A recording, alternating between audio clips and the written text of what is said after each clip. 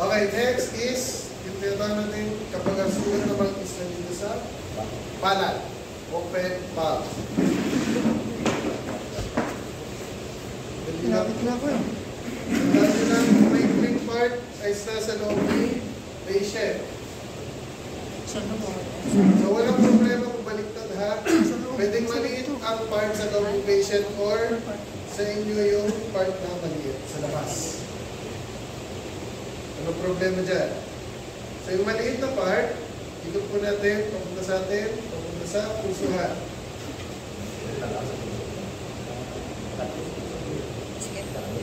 Yes, sa kanila. Next is, ngayon, yung mahaba naman, yun naman ay ibababalot natin sa sugat. Okay? Gawa na tayo ng parang dito.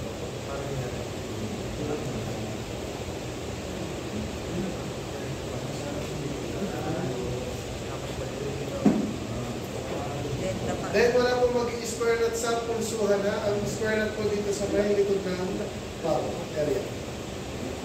Then, tago ang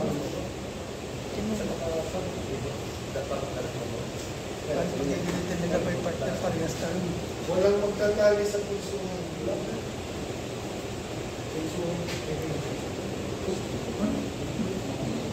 Baka kasi may important to, gamit pa rin yung pulsuhan. Okay.